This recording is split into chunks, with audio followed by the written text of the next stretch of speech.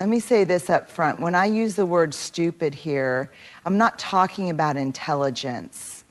I'm talking about the refusal to grow, the unwillingness to be honest, the fear of being vulnerable wrapped in arrogance and delivered as certainty. This is about the things men say, not because they're dumb, but because they're scared. And fear, when it's not faced, almost always shows up as shame, blame, or bravado. At first glance, this might sound like self-awareness, but if you scratch the surface, it's often a cover for fear, resistance, and emotional laziness. When a man says, "That's just how I am," what he's really saying is, "I don't want to do the work of becoming better."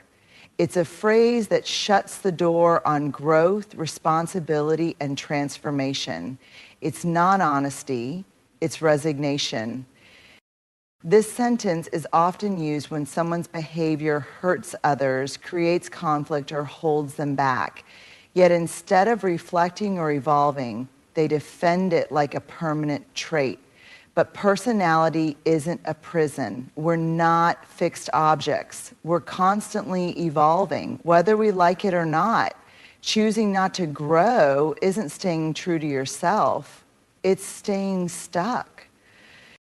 This phrase is rooted in the fear of change. It's uncomfortable to admit that we need to unlearn something, apologize, or become more emotionally intelligent. Growth requires us to look at the things we've normalized in ourselves that might actually be causing harm to us and to the people around us. There's a difference between owning who you are and refusing to grow. The former takes courage. The latter is cowardice dressed up as confidence. When a man uses this phrase, especially in relationships, workplaces, or parenting, he's not declaring strength. He's announcing that he's unwilling to take responsibility for how his actions impact others. And if you're unwilling to change for the people you claim to care about, then what does that say about the depth of that care? True strength isn't found in rigidity, it's found in flexibility, in saying, "This is who I've been, but I'm open to becoming better." That's where real leadership starts. That's where love becomes deeper. That's where character is built. Not in the comfort of, "That's just how I am," but in the discomfort of becoming who you are always capable of being. This phrase may seem small, even harmless, but it's one of the most destructive sentences a man can say in a relationship, whether it's romantic, professional, or personal. It's not just dismissive, it's a power move. It's a subtle way of saying, "Your feelings are inconvenient to me, so I'm going to label them as a flaw in you instead of facing what's coming up in me." When a man says, "You're too sensitive," he's usually trying to end a conversation that makes him uncomfortable. It's an emotional shutdown switch. Instead of sitting in the discomfort of someone else's pain or feedback, instead of asking why something hurt or what it means, he puts the blame on the other person for even feeling it. This phrase reveals a lot more about the speaker than the person it's aimed at. Relatively often, it comes from someone who never learned how to be emotionally fluent. Someone who was taught that emotions are threats to masculinity, that discomfort should be avoided, and that feelings make you weak. So when faced with someone who can name their feelings, express hurt, or ask for emotional accountability, they panic. And that panic shows up as dismissal. Let's be clear, sensitivity is not a weakness. Sensitivity is perception. It's emotional intelligence. It's attunement to nuance, tone, and impact. Sensitive people often have stronger empathy and intuition, skills the world desperately needs more of. But instead of honoring those strengths, the "you're too sensitive" man tries to shame them away. And the most damaging part, if it's said enough times, especially in close relationships, the other person starts to believe it. They stop speaking up. They begin to question themselves. They shrink their feelings to make room for someone else's fragility. That is emotional manipulation disguised as casual commentary. A better approach, try saying, I can see this really hurts you. Can you help me understand why? Ugh. I didn't realize that landed so hard. Tell me more. Those kinds of statements require vulnerability. They demand presence. And yes, they're uncomfortable. But that discomfort, that's where maturity grows. That's where real connection happens. In the end, calling someone too sensitive doesn't make you tough. It makes you emotionally small. Real strength is found in being able to stay present with someone's pain even when it makes you squirm, especially when it makes you squirm. So if the goal is to lead love or even just be respected, start by learning how to sit with someone else's feelings without trying to silence them. And that's not just maturity. That's emotional integrity. This might be the most dangerous lie a man tells, not just to others, but to himself. I don't need help sounds like independence, but most of the time, it's fear in disguise. Fear of being seen as weak, fear of being judged, fear that if someone looks too closely, they'll find the cracks you've spent years trying to hide. And underneath all that fear, shame. Many men are taught from a young age that asking for help is a sign of failure, that real men figure things out on their own, that strength means self-reliance, silence, and pushing through no matter how much it costs you emotionally, mentally, or physically. But let's be honest, that's not strength. That's survival mode, and it will wear you down until there's nothing left but burnout, broken relationships, and isolation. And the phrase, I don't need help, often shows up right before things start to fall apart. It's what a man says when he's overwhelmed at work but doesn't want to admit he's drowning. It's what he tells his partner when he feels emotionally lost but doesn't have the language to explain what's going on inside. It's what he mutters to himself when he's spiraling, convincing himself that white-knuckling his way through it is the only manly option. But here's the truth. No one does anything meaningful alone. Not healing, not leading, not building a life, not making it through the hard stuff. Using help doesn't make you brave. It makes you unreachable. And eventually the people who love you will stop offering, not because they don't care, but because you keep building a wall higher every time they try. That's not independence. That's isolation. Accepting help doesn't mean you've failed. It means you're human. It means you recognize that the strongest people are the ones who know their limits, who trust others enough to lean in, and who see asking for support as a sign of maturity, not a loss of control. And here's the beautiful part. When a man finally drops his guard and says, I could really use your help, he's not just inviting someone in, he's modeling vulnerability. He's giving permission for others to do the same.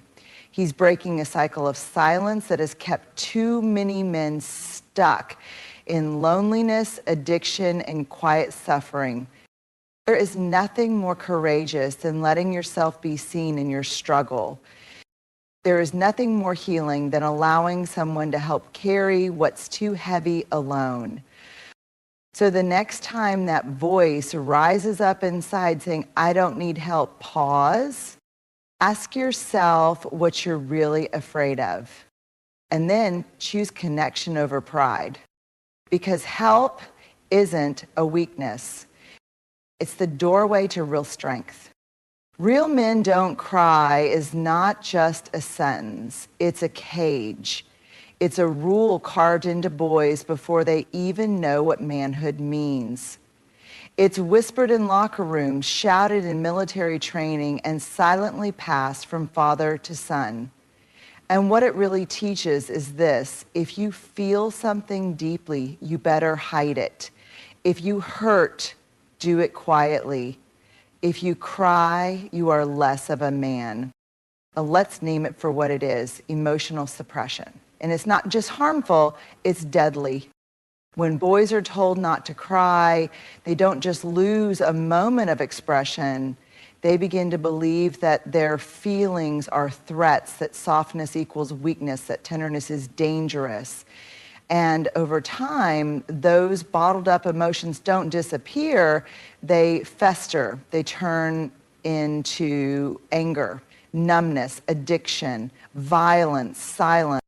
The irony is heartbreaking. We tell men not to feel, and then we wonder why they struggle to connect, why they explode without warning, why they shut down, why they have no words for their inner world and no tools to heal it. Tears aren't a problem. What's broken is the belief that a man must be stoic to be strong. Crying is not weakness. Crying is release. It is how the body says, I can't carry this inside anymore. And real men, they do cry. Because real men grieve, they love, they break, they heal, they show up for life with their whole hearts, not just the parts that feel acceptable. Think about it. When someone you love dies, when your child is born, when you lose something sacred, what kind of man do you want to be in that moment? One who is closed off and unreachable, or one who has the courage to feel it all, to let his heart break open in front of the people who matter? We don't need more emotionally rigid men. We need men who can feel grief and still lead, who can cry and still protect, who can be vulnerable and still be deeply strong. Let's rewrite the script. Not real men don't cry. Real men are brave enough to feel. Let's teach our sons that emotional honesty is not just okay, it's essential. Let's show them by example that a man who can cry is not less of a man. He is a whole man. Because when a man stops crying, it's not a sign of toughness. It's often a sign that he's been emotionally abandoned by the very world that told him to be strong. On the surface, this phrase sounds like self-protection, but underneath, it's something much more fragile: the fear of being held accountable. It's not my fault is a reflex, a shield. It's what we say when we're afraid that if we admit responsibility, even a little will be seen as weak, wrong, or inadequate. For some men, this phrase becomes automatic, a default response to any discomfort, critique, or emotional feedback. The truth is, it's not always about what actually happened. It's about what it feels like when someone points a finger. It feels like shame. And for someone who hasn't built the emotional resilience to hold that feeling, the instinct is to deflect. But here's the hard truth. If you always need to be blameless, you will never be trustworthy. And if you always need to be right, you will never be deeply connected. The men who constantly say, it's not my fault, often carry unhealed wounds. Experiences where they were blamed unfairly, punished for vulnerability, or made to feel like they were never enough. So now every situation that smells like criticism is treated like an attack. Even gentle feedback becomes a fight. But life isn't black and white. Relationships are messy. Sometimes fault isn't even the point, impact is. And when a man refuses to own his impact, he leaves the people around him carrying the emotional weight of his actions. He might say it wasn't his fault that his words hurt someone, but the hurt still exists. It's real. And when you care about people, you care about what your actions create, even if you didn't mean for it to happen. There's a kind of power that comes from saying, maybe I got that wrong, or I didn't mean to cause harm, but I can see that I did. Or simply, I'm sorry. That's not weakness, that's maturity, that's leadership. That's emotional accountability. Blame may protect your ego in the moment, but it destroys trust over time. People stop bringing things up. They start walking on eggshells. They disconnect because no one wants to be in a relationship at home or at work where one person is always innocent and everyone else is always the problem. The goal is not perfection. The goal is ownership. Responsibility is not the same as guilt. It's the ability to respond, the ability to pause and ask, what part of this might be mine? That's where real growth begins. So the next time you feel the words, it's not my fault, rising up in your throat, ask yourself, what am I trying to protect? What would it mean to just listen? And what would change if I cared more about healing than being right? Because strong men don't avoid responsibility. They walk toward it with humility, with honesty, and with heart. When a man says, I know everything I need to know, what he's really saying is, I've stopped being curious. I've stopped being open. I've stopped learning. It's a declaration that sounds confident, but is actually brittle. Because deep down, it comes from a place that says, if I admit I don't know something, then maybe I'll lose control. Maybe I won't be respected. Maybe I'll be seen as less. But here's the thing, a man who stops learning has already started dying. Emotionally, relationally, spiritually. Curiosity is not just a trait, it's a posture. It's how we grow. It's how we repair relationships. It's how we adapt to change.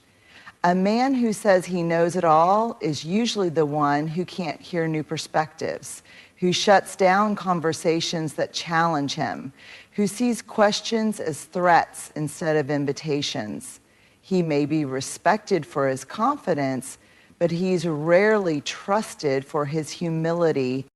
This phrase is especially dangerous in relationships. When a man says, I know, it often ends the conversation. It sends a signal. I'm not open to feedback. I've already decided who I am, who you are, and how this story goes. It leaves no room for nuance, no room for empathy, no room for growth. But life, real life, is nuanced. People are complicated. And wisdom isn't having all the answers. It's being able to say, I don't know, but I'm willing to learn. I didn't see it that way. Tell me more. I thought I understood, but maybe I missed something. Those statements aren't weakness. They're relational superpowers. The smartest men I've ever known are the ones who ask the most questions. They're the ones who keep showing up with open hearts and open minds. They read, they listen, they reflect, and most of all, they surround themselves with people who challenge them, not flatter them. Because knowledge without humility is arrogance. But knowledge with humility, that's wisdom, that's leadership, that's legacy. So if you ever hear yourself thinking, I know everything I need to know, take a breath. Ask yourself, where am I hiding? What am I afraid to learn? What conversation am I avoiding? And then try again, start over, ask a better question, because the moment you stop learning, you stop growing. And everything around you starts to shrink too. Your relationships, your self-awareness, your impact. The most powerful men are not the ones who know it all. They're the ones who never stop asking who they could become next. This isn't about calling anyone stupid. This is about calling out the stories that keep us small, the ones passed down like family heirlooms. The ones we absorbed without question because they were worn by men we loved, men we feared, men we didn't dare challenge. But just because you inherited a belief doesn't mean you have to live by it. Saying that's just how I am doesn't make you authentic, it makes you unavailable. Saying you're too sensitive doesn't make you tough, it makes you dismissive. Saying I don't need help doesn't make you strong, it makes you alone. Saying real men don't cry doesn't protect your image, it breaks your spirit. Saying it's not my fault doesn't preserve your pride, it costs you trust. And saying I know everything I need to know doesn't make you wise, it locks the door on growth. We are not here to be perfect. We are here to be real, to be honest, to be evolving. And if you're brave enough to lay these phrases down, if you're willing to trade certainty for curiosity, bravado for humility, and silence for truth, then you are not stupid.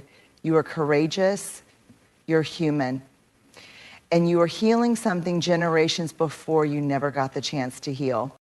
That kind of man, that's the kind of man who changes everything for himself, for his family, for the world.